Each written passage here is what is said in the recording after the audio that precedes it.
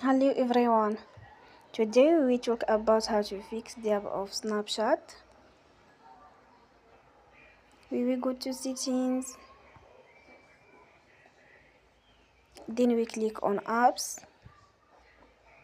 After that we search the app Snapchat and we click. Then we will on for stop. After that we go to storage.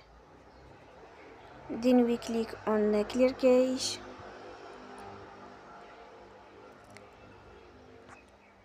Here we go to Play Store and they will update your app. Don't forget to support us by like and subscribe.